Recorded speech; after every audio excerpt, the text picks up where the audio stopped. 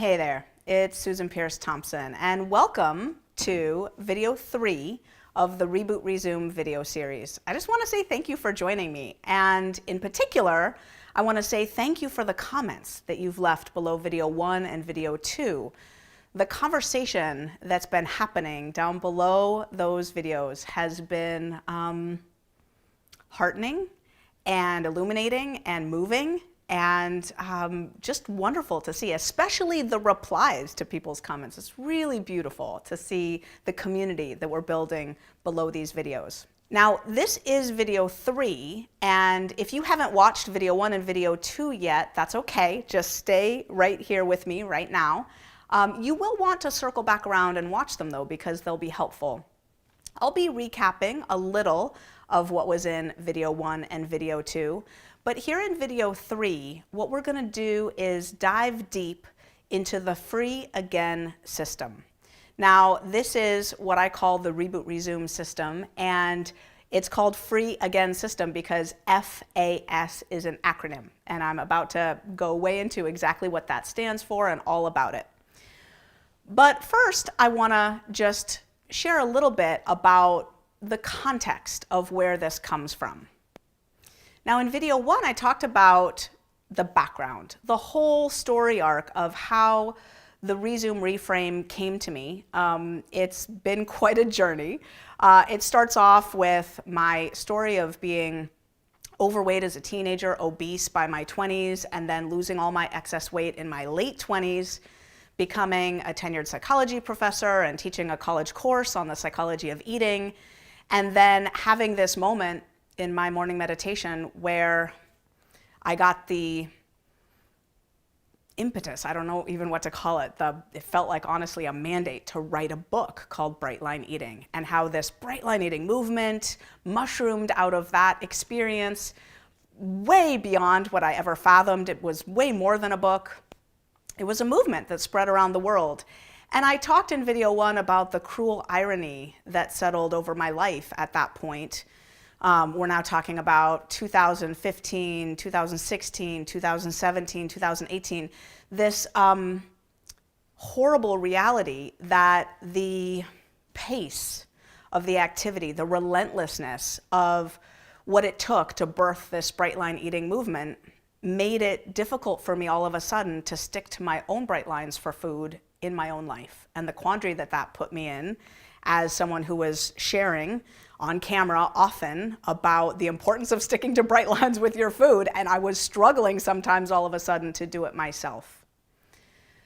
But the gift that came out of those years of struggle for me was the Resume Reframe. And in video 2, I talk about that reframe in detail.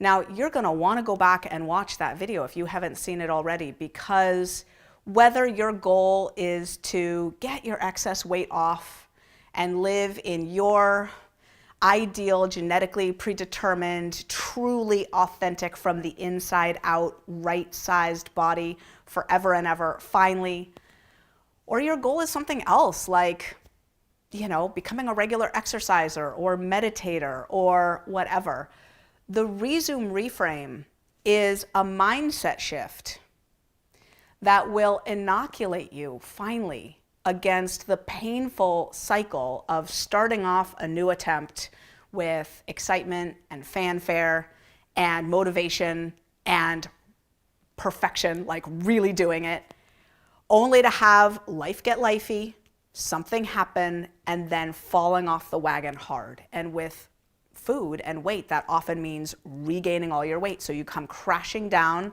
into what I call the danger and destruction zone, only to stay there for a day, a year, 10 years, until you're ready to start again and launch back off on some new plan, new system with fanfare and motivation, only to have something happen, life gets lifey, and then you crash back down into the danger and destruction zone again, probably gaining back all your weight. I don't know if you can relate to this. For me personally, this was the story of my life. I know that I lost my excess weight when I was 28. You might think, oh, she's so young, like she doesn't know the pain of, like, oh no.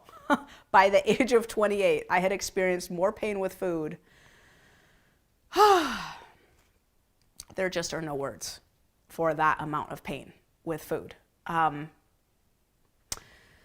So I cover that resume reframe in video 2. And what I did was I stopped short of explaining how. How do you avoid this painful, sharp, excruciating cycle? How do you rock and roll with life when it gets lifey and turn that into a sine wave with smoother edges, but a downslope that's raised up above the danger and destruction zone so that you never regain all your weight or sit on the couch and not exercise for years because you fell off the wagon exercising over a holiday trip one time, or, you know, abandon your meditation practice and never get back to it. How do you rock and roll with lack of perfection, which is necessary to have a robust, resilient program of any kind, right? While still excelling enough to meet your goals, right? And in the food domain, because food addiction is a very real thing, this question is especially important for people who are high on the susceptibility scale. Now, if you don't know where you are on the susceptibility scale, you can find out. There's a simple quiz at foodfreedomquiz.com. Don't go take that now. Stay with me right here. But jot that down maybe. Pause the video. Jot that down. If you don't know where you are on the susceptibility scale, you're missing a very big piece of the puzzle in terms of what it takes to live happy, thin, and free long term. And if you're high, I'm talking 7, 8, 9, 10, or what we call people like me, 10 plus plus plus on that susceptibility scale, you're gonna need to really focus up as we cover the Free Again system in this third video, because it is going to explain how, especially for a brain like yours, you shave off those sharp edges and raise the sine wave up so that you are never going back to the foods that make your life miserable. Now, before I launch into the details of the Free Again system, this reboot, resume system, I just want to warn you about something. It might seem pretty basic to you. And so before I go explaining the elements, I just want to frame that for a second. Because like my daughter Maya, she plays basketball, and she practices dribbling, passing, and shooting at every practice. I hear there are kids who play soccer, and they practice kicking that ball and running fast all the time. I used to take piano lessons, and we would start every lesson with scales. So just saying, I've coached now tens of thousands, indirectly coached hundreds of thousands of people around the world in how to take off your excess weight and keep it off for a lifetime. And when I coach people one-on-one in my Bright Lifers community, I'm pretty much always coming up against a missing brick in the foundation. Like, that's where the issues come from, is the reality is that common sense is not all that common.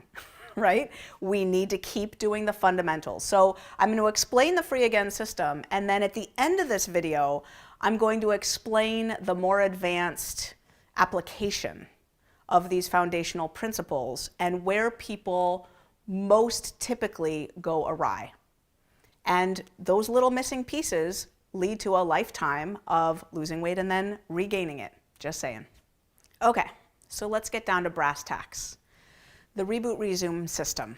I call it the Free Again system because it's how you get your food freedom back, your liberation back if you've been off track, right? Or if you've never maybe established a life that feels like your food is automatic, your weight is coming off you, and you're feeling empowered, enlivened by the food that you're putting in your mouth. You feel like you have full agency over the food you're putting in your mouth, and it's feeling wonderful to you. If you've never experienced that, well, then welcome to Bright Line Eating. But for those who have, if you have and you don't have it right now, we can get you free again. So the free again system. The FAS stands for Food, Actions, Support. So let's start with food. The most important thing when it comes to your food is to use a tried and true system. And what that means fundamentally is a system that has been proven to work for a brain like yours. Where are you on the food addiction susceptibility scale? If you're in the mid-range or high, you need to make sure you're using a system that has been proven to work for a brain like yours. So for example, if you're shopping around for a book on how to take off your excess weight and keep it off, and you're not factoring in, is this a plan that was created for people like me who have cravings and who start to eat and don't feel satisfied sometimes, and after starting to eat lose control over how much food ends up going in the system after that? If you haven't factored that in, then you're gonna maybe follow a plan or a system that says unhelpful things to you, like it doesn't matter how much you eat as long as you're eating the right stuff. Well, yeah, don't tell me that, because 10 bowls of whatever later, I'm thinking I stuck to the system. I was eating the right foods, right? So you need to use a tried and true system, and one that will work for the kind of brain that you have. And then, of course, little sub-asterisk, let's talk about that word use. Use a tried and true system? Yeah, that means actually follow, right? So the higher your brain is on the food addiction susceptibility scale, the more critical it's going to be that you actually follow the system that you're following, right? So in Bright Line Eating, there are people whose brains are so high on the susceptibility scale that they make like bracelets that say, just follow the effing plan, JFTFP. That's their mantra, just follow the effing plan. And they literally walk around saying that to themselves all the time, because their brains, and they know this from experience, their brains will try to whisper to them to convince them otherwise. The second important thing when it comes to food is planning. So by this, I mean planning your food the night before, or the day before, or the morning of, but I really think the day before is better. And that way you're looking in your fridge and you know if you're out of something, or the further ahead you can plan, the better. Now, the purpose of planning is that it takes the load off of willpower. So in a lot of my videos, I talk about the willpower gap. And the willpower gap is a very real thing. It is something it's a phenomenon that's created in the brain by the fact that the part of the brain that executes what we think of as willpower, it's called the anterior cingulate cortex. It is, ironically, perhaps the part of the brain that is most susceptible to fatigue. So when we're doing whatever, and not just resisting temptation, but all kinds of things like checking emails, sitting in traffic, regulating our emotions, dealing with kids, whatever it is, that part of the brain becomes fatigued and literally can no longer show up for us to rein in a basic temptation, resulting in us falling into the willpower gap. So what that means for someone who has a history with a weight struggle or a food addiction struggle is that if you're waking up and getting dressed and leaving the house and you don't know what you're eating that day, you have already lost. It's over. Like, there is no way at that point to be assured that you're going to make the right choices in the right moment, because the part of your brain that executes that is likely to not be working anymore at any given moment, given the modern pace of life. So planning is essential. And the third and final consideration when it comes to food is preparation. Oftentimes when people's food is going off the rails, if they look closely, they realize, oh, I've stopped prepping my food. Even basic things, like I've stopped going to the grocery store to make sure that I have what I need in the house. And what that results in is convenient foods, which are almost never in our current society healthy foods, right? Think where are convenience foods coming from? Quick marts, fast food places, vending machines, or the things in your house that are in bags and boxes and cans and stuff, and the least healthy foods, right? The freezer, right? Not helpful. So if you're not preparing your food properly, like getting to the grocery store and then doing some sort of chopping and prepping and roasting and steaming and stuff and putting it into containers in the fridge, the odds that you're gonna arrive to a meal and not have what you need on hand are high, and the odds that you'll be out of time and needing to be somewhere else are high, and the odds that something unhelpful is gonna go into your mouth are very high. Now, I wanna bring up a slightly more advanced point here about food preparation, which is that there's a continuum of food preparation systems, from more fluid, or the most fluid on one end, to the most structured on the other end. So a quick example of a fluid food preparation system would be, you write down your food, or maybe you've been doing bright line eating for so long that you don't anymore because your eating is extremely automatic. That would put you on the most fluid end of this continuum, which means you just rock up to mealtime and suddenly you're assembling a bright line meal out of your fridge. And if you're cooking in batch, in bulk, because it's the most streamlined way to cook. Like, why cook one little tiny thing when you can cook several servings and then give yourself, your future self, the gift of having some food already prepped?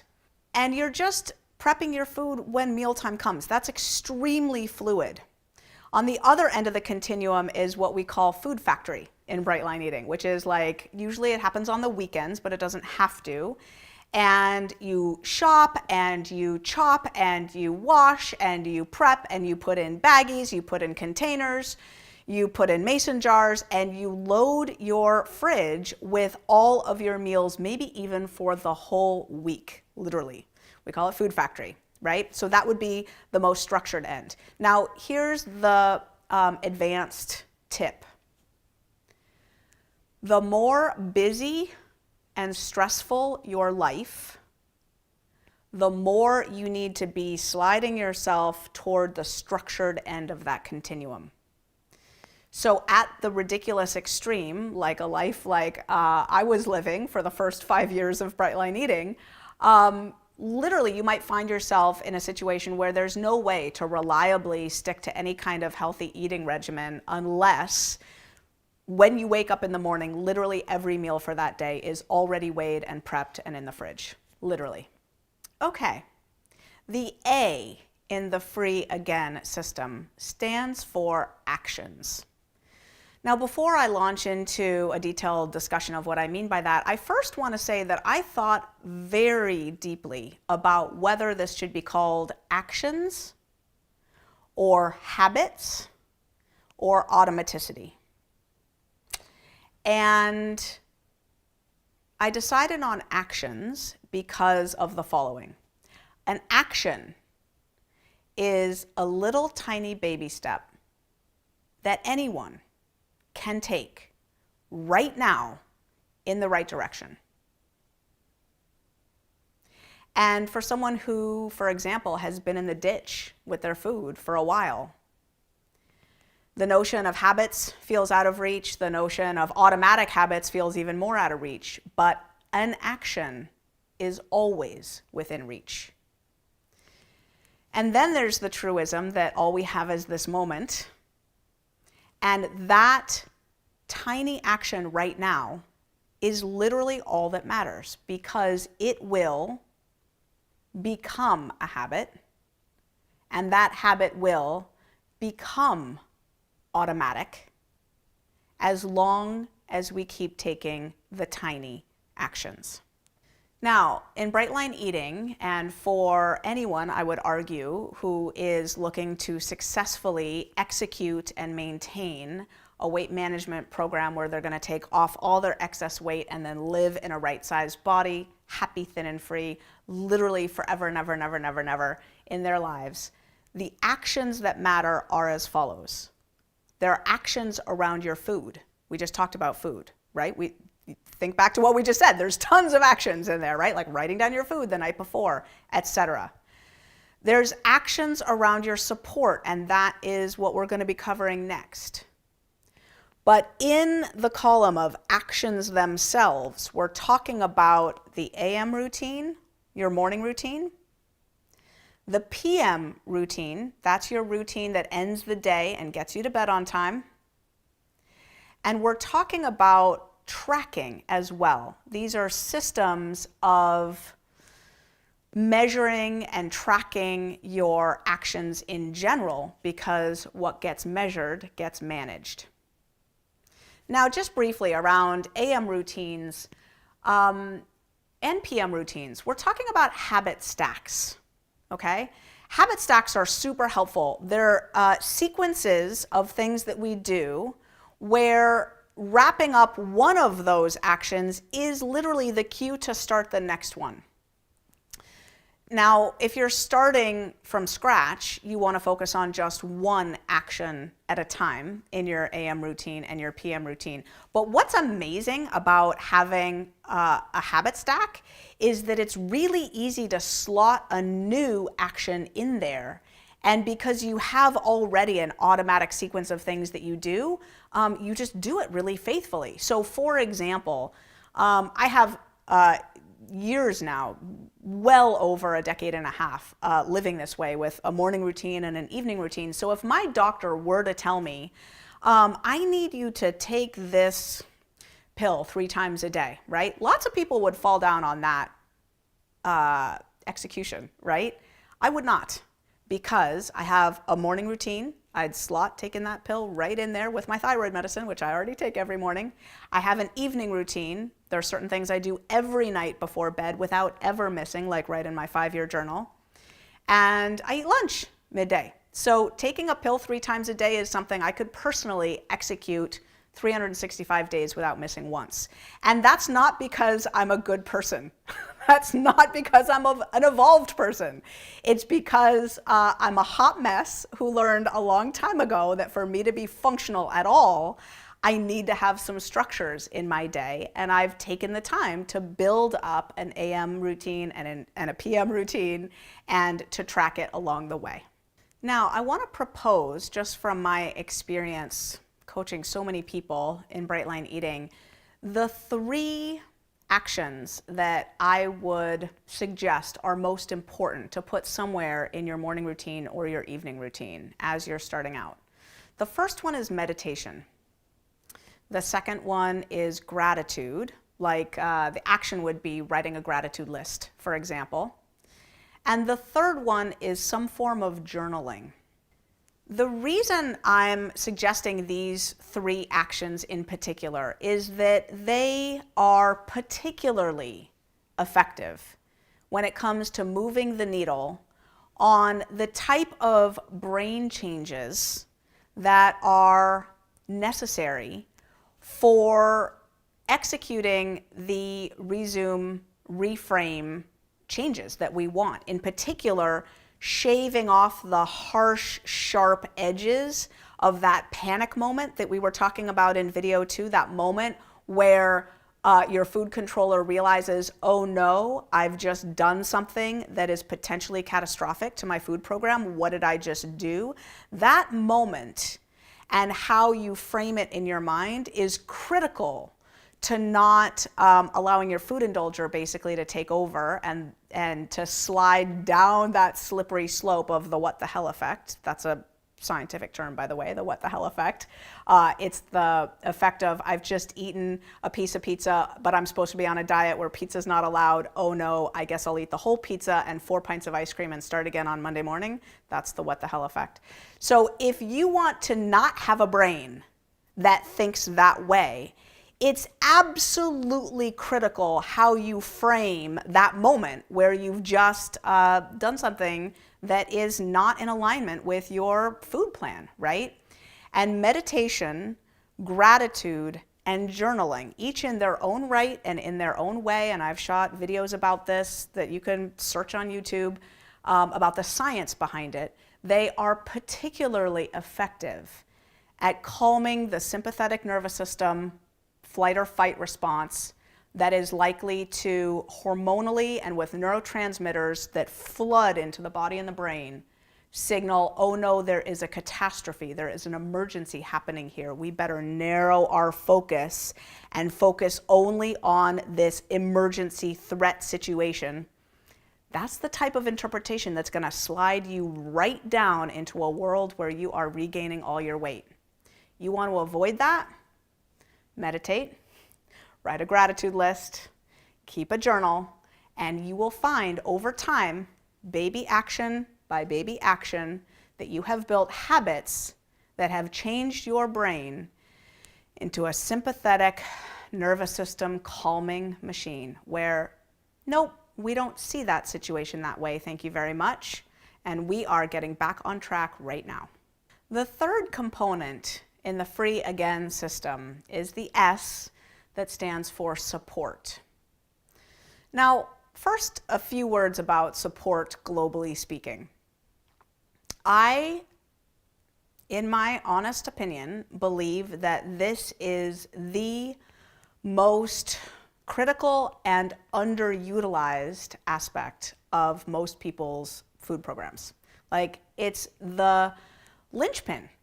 It's the one thing we could focus on to get the most bang for our buck, to make our program so much stronger, it would just boggle the mind. And it's also the element that most people are most afraid of.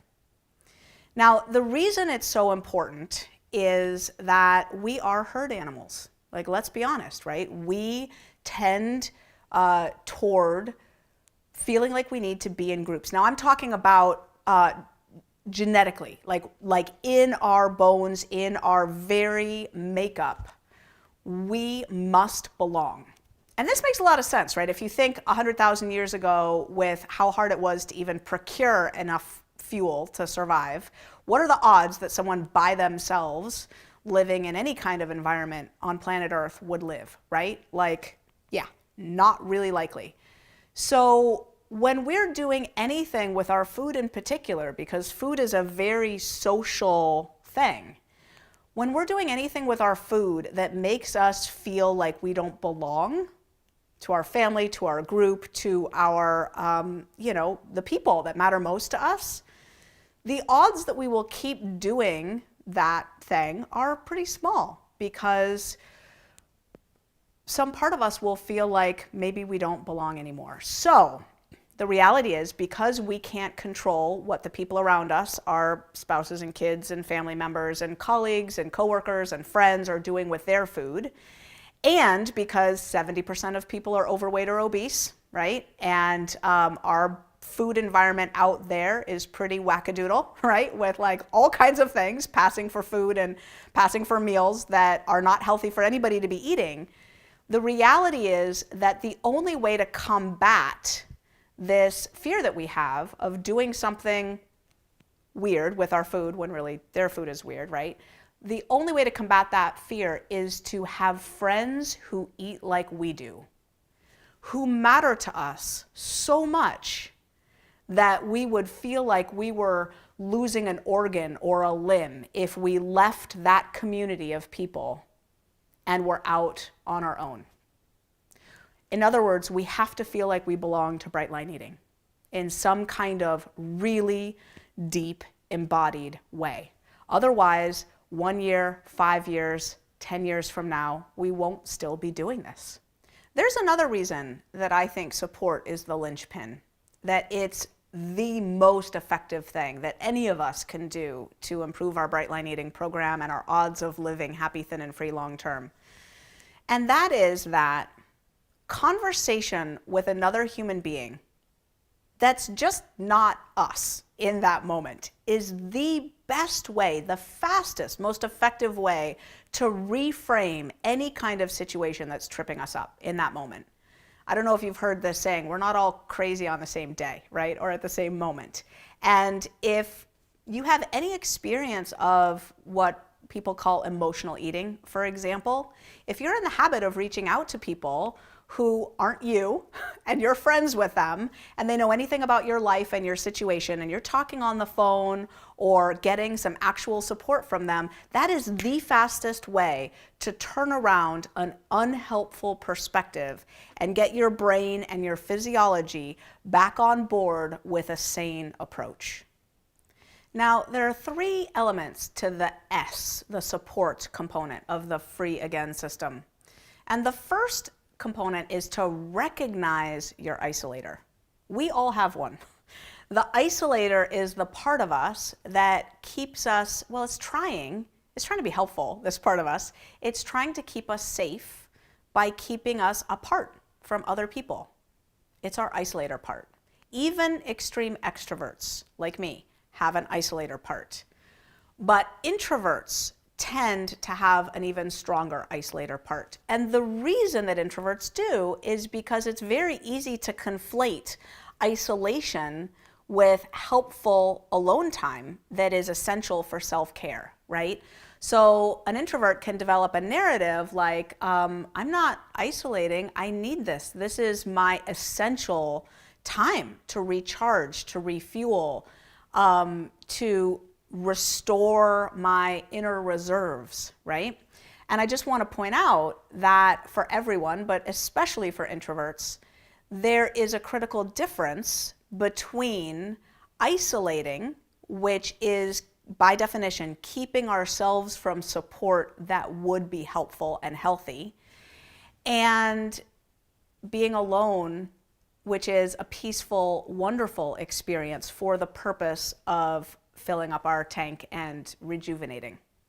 Now, the reason I call this one recognize the isolator is that, and this is good news for all of us, it turns out that this isolator part of us, whether it's kind of a soloist isolator part that's saying, I've got this, I'll figure this out on my own and regroup with my friends and people after I've already got it sorted out, right? That's a really common form of the isolator.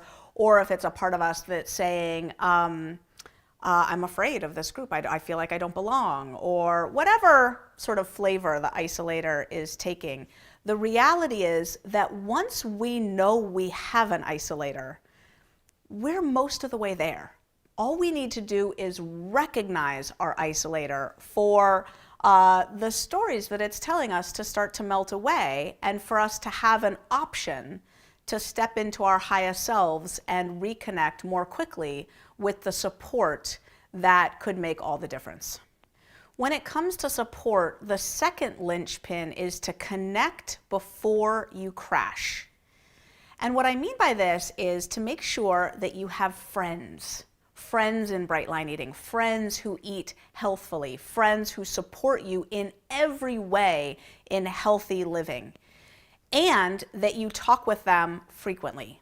Because the reality is that when we're triggered and we're veering toward emotional eating, addictive eating, connecting with someone in that moment before we've started down that path is absolutely essential.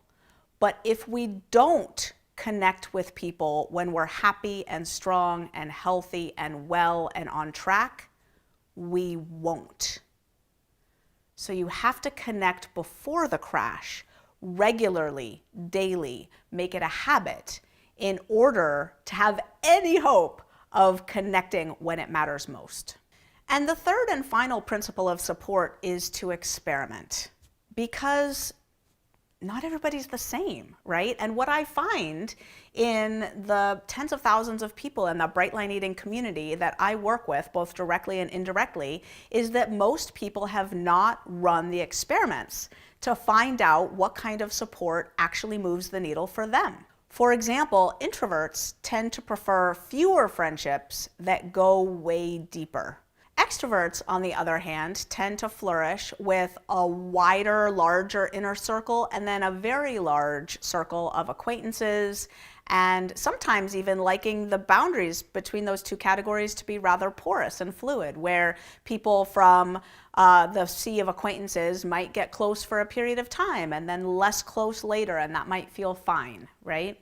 So experimenting doesn't only refer to how many friends and how close, but it also refers to how you're going to connect with them, right? There are so many apps these days that facilitate amazing connection. There's Marco Polo, which lots of people in Bright Line Eating are using for their Gideon Games groups or for their mastermind groups. There's WhatsApp, there's Voxer, there's text and Skype and Zoom and on and on and on. So experiment with the depth and number and form of support that works best for you.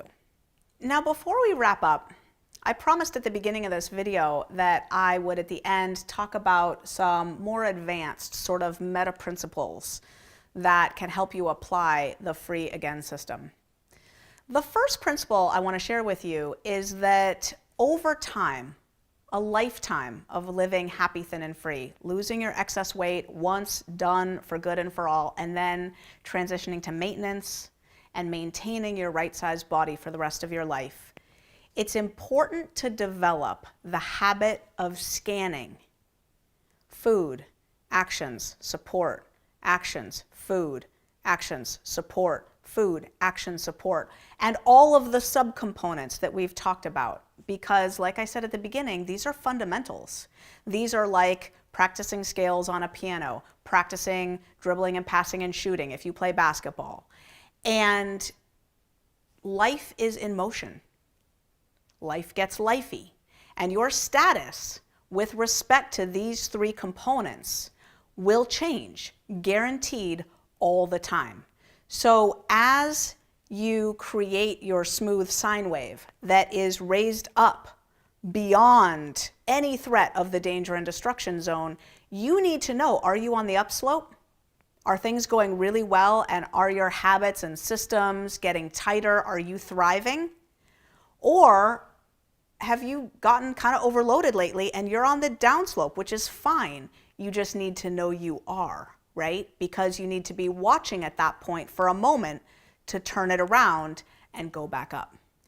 The second meta principle is that you need to keep investing, especially when times are good. So here's the mistake that people often make. They're thriving. They're losing weight, their food is in order, they're feeling great, and they relax a little bit, or they're not putting money in the bank as aggressively as they could, establishing a good morning regimen. Are you learning to meditate? If you're like thriving, that weight's coming off, how's your meditation going? Are you making phone calls? Are you meeting people and building up your support network? It's when you're thriving that you need to be doing everything you can to raise your overall sine wave as high as you can above the danger and destruction zone. Because life is always in session, life gets lifey, and what will happen is that sine wave will start to slide down when things get hard. And if you haven't invested aggressively enough when things are good, you won't have enough cushion, and you will find yourself eating addictively and back in the danger and destruction zone before you know it. And the third, and perhaps most important meta principle, especially for someone who's got any degree of food addiction in the mix. So if you scored 4 or higher on the susceptibility scale, listen up, this is for you. If you're super high, you have to know this. Food is the first in, last out. Let me explain. When you first start Bright Line Eating, or really any food program, but let's talk about Bright Line Eating. When you first start, the first thing you do is figure out the food, right? You read the food plan. You read all about it. You're wondering, what can I eat? What can I not eat? You start to eat one day at a time. You make breakfast, you make lunch, you make dinner.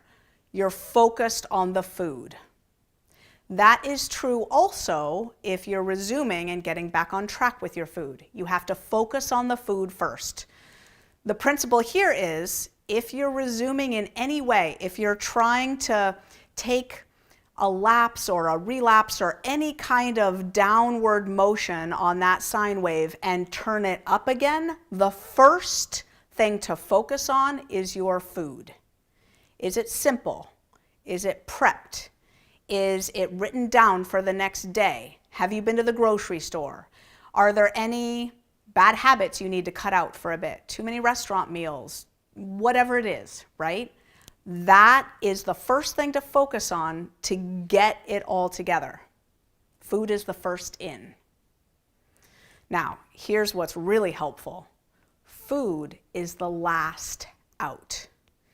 And this is the principle that takes this entire resume reframe and applies it to someone that's really, really, really high on the susceptibility scale. So for example, I get comments around the resume reframe all the time from people who are high on the scale saying, I can't even hear you talk about this resume reframe thing. It freaks me out because I need to be perfect with my food. Like, it doesn't serve me to go off my food plan at all. You taught me how to do bright line eating. My food is perfect. I'm a crystal vaser. And here you are talking about how cycling is normal and it's okay to be sliding down. And that's not helpful for me to hear. Don't talk about that.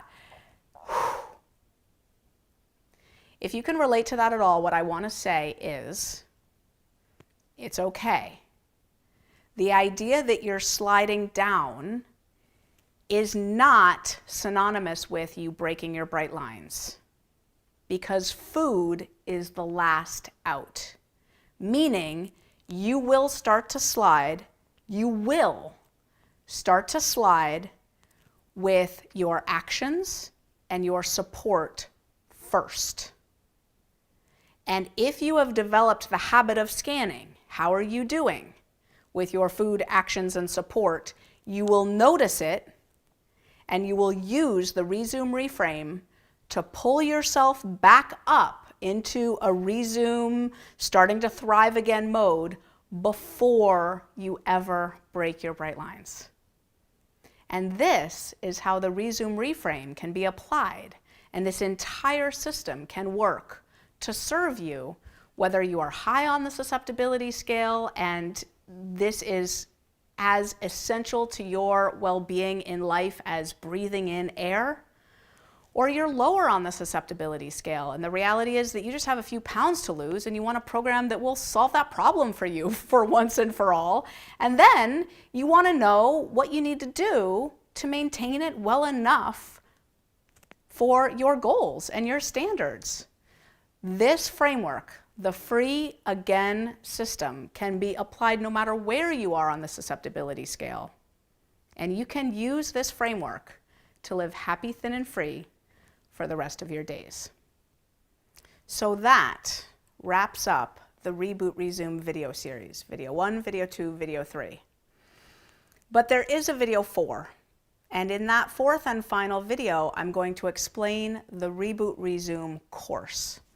And this is a course that will take you from wherever you are right now and hold your hand as we go deep together through a series of cycles, through food, actions, support, and back around again and back around again, together for 66 days, because research shows it takes 66 days to make a new action feel automatic.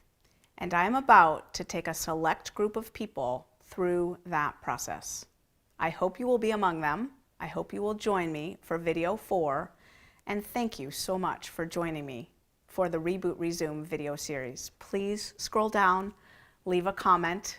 This is our chance to really connect with each other down there in the comment section. We have an amazing community, and I just want to thank you for your time. It's been so sweet being with you. I'll see you in the next one.